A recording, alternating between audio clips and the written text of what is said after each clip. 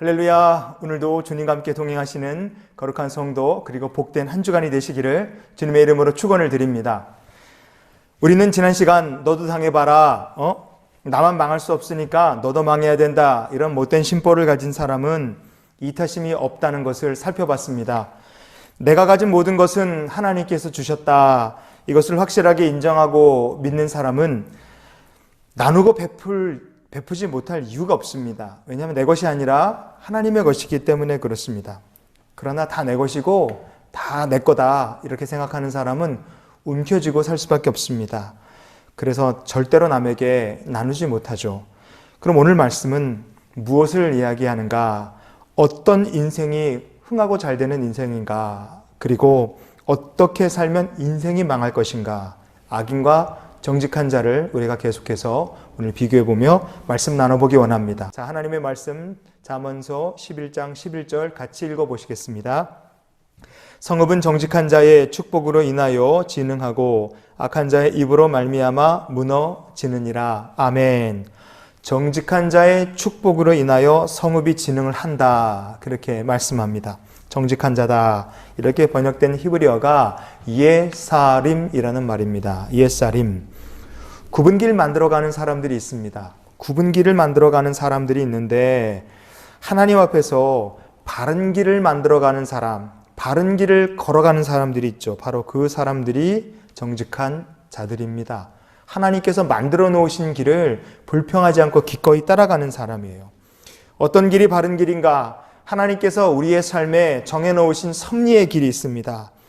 내 삶에 일어나는 모든 일들은 하나님의 계획이고 하나님의 주권 아래서 이루어지는 일들이다, 이것을 믿기 때문에 그래서 그것을 인정하고 오늘 하루를 어떤 환경과 상황이든 열심히 사는 사람입니다. 여러분, 그런 성도가 복된 성도고 그런 사람을 통해 그의 거하는 성읍이 진흥하게 되는 것처럼 우리가 하나님의 말씀대로 살고 주권을 인정하는 사람 되길 원합니다. 그러면 여러분을 통해, 우리를 통해서 우리 주변에 있는 사람들의 삶이 복되고 잘 되는 역사가 나타나게 될 줄 믿습니다. 고 정주영 회장님은 강원도 시골에서 소장농의 맏아들로 태어나셨어요. 정말 가난하게 어린 시절을 보냈는데 젊은 시절에 사람으로서 할 수 있는 일은 다 해봤다, 이런 얘기를 하실 정도로 정말 막노동부터 시작해서 안 해본 일이 없을 정도로 그렇게 열심히 일을 했습니다.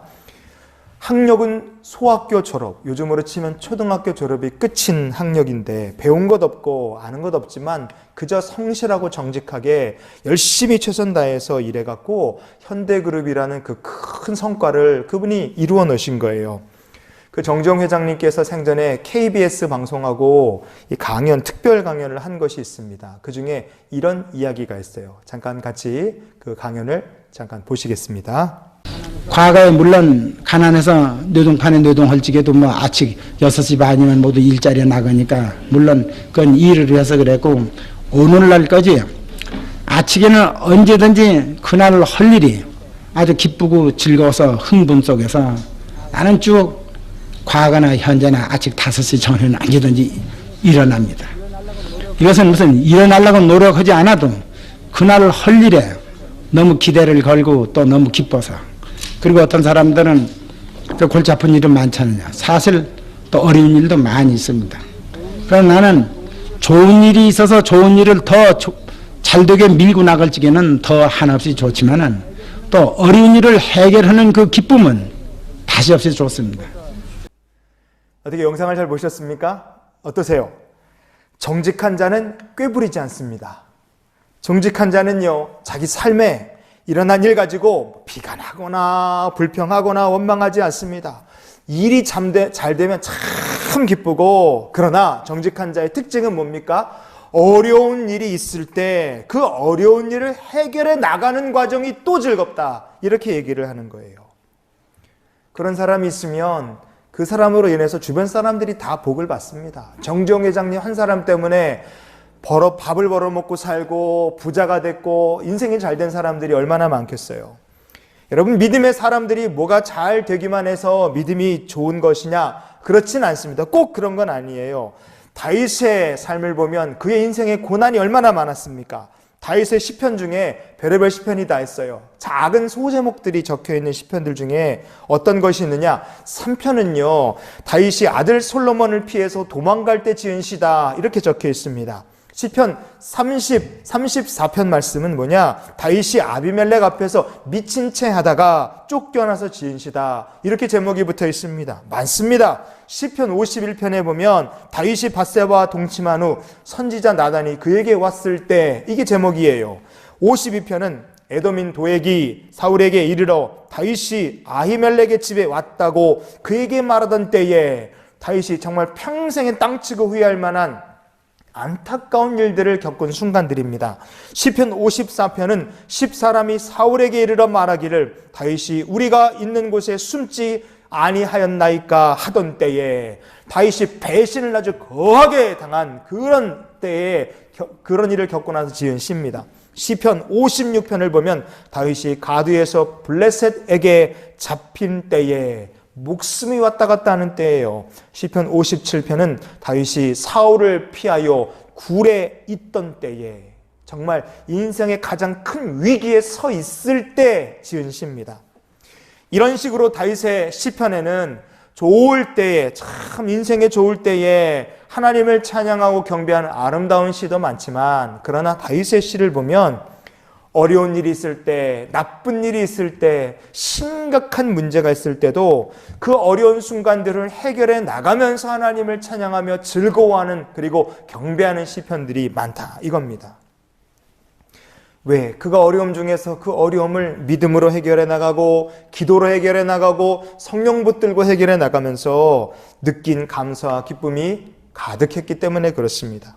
그래서 다윗은 어디를 가든지 무엇을 하든지 항상 그의 삶에는 하나님을 즐거이 기쁘게 찬양할 수 있는 영적 즐거움이 그의 안에, 그래서 다윗의 심령에는 그런 영적 즐거움이 가득했던 것입니다.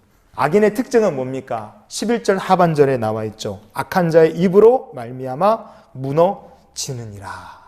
이 악한 사람이 하는 일이 하도 그냥 불평 말하고 원망 말하고 떠들어대니까 주변 사람들이 피곤한 거예요.